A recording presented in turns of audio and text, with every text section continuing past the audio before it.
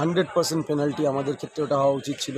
I think the team show a good spirit today. I think that was the most important thing. আজকের পয়েন্টটা খুব দরকার ছিল, ম্যাচটা জিতলে আরো ভালো লাগবে। তো আজকে আমরা 1 পয়েন্ট পেয়েছি, আমরা 3 পয়েন্টও পেতে পারতাম। ব্যারাকপুর স্টেডিয়ামে যেখানে জজ টেলিগ্রাফ এবং খিদিরপুরের মধ্যে খেলাটি 1-1 গোলে শেষ হলো। এখানে জজ টেলিগ্রাফের রয়েছেন প্রশিক্ষক, সকলেই ছিলেন ব্যারেটো। আজকের man of the match Bijoy কর্মকার এবং সহকারী প্রশিক্ষক সুমন দত্ত। আমি প্রথমে ব্যারেটোর কাছে আসছি। The match ended 1-1, but your team got 2 red cards. To play a good game. So I feel especially in the first half, I think we did a very good game. I think the team show a good spirit today. I think that was the most important thing for us today. I think get 1 point was, still important for us as well, because I think this is our first point we're getting Kolkata League. And see, let's finishing the game with 2 players less. Definitely it's the test of a win for us. Okay, thank you. আজকের man of the match Bijoy Karmakar. Bijoy, আজকে man of the match হয়ে কেমন লাগছে? Man of the match হয়ে ভালো লেগেছে, কিন্তু সব কিছু হলো বন্ডিং। আমাদের টিমটা একসাথে ছিল বলে তার জন্য আমরা এই জায়গাটা যেতে পেরেছি। তার সাথে আমাদের সাথে কোচ ছিল, তারপরে সুমনদা আমাদের কোচ আছে, একসাথে পুরো গাইড করেছে।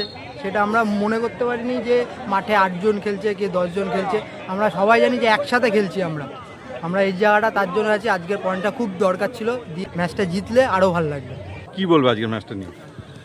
বিষয়টা হলো যে আজকে আমাদের 3 নম্বর ম্যাচ ছিল। তো আজকে প্রথম থেকে আমরা খুব ভালো শুরু করেছিলাম।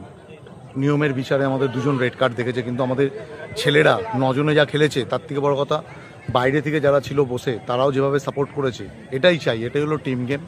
তো আজকে আমরা 1 পয়েন্ট পেয়েছি, আমরা 3 পয়েন্টও পেতে পারতাম, বাট সামহাও ঠিক আছে, আগামী দিনে আরও ভালো খেলবে টিম।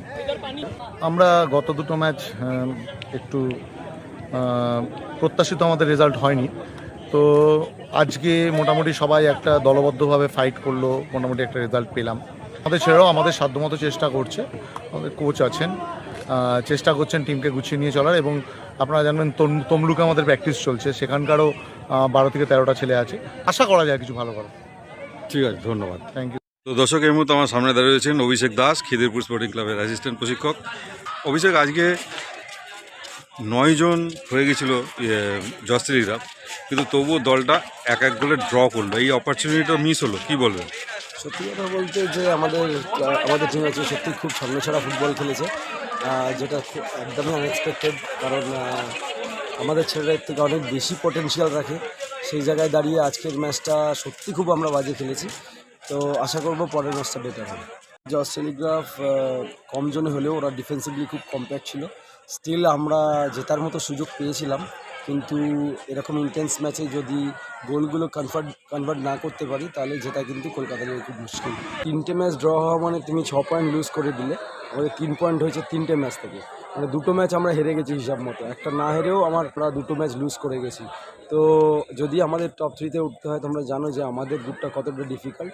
সে প্রতিটা ম্যাচে একটা কিছু পজিটিভ বার করতে হবে। তো আমি সত্যি কথা বলতে রেফারি নিয়ে সমালোচনা করার বিরুদ্ধে, বাট স্টিল আমি বলবো যে 100% পেনাল্টি আমাদের ক্ষেত্রে ওটা হওয়া উচিত ছিল।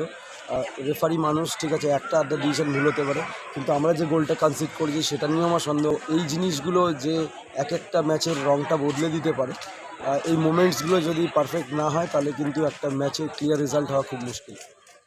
ধন্যবাদ।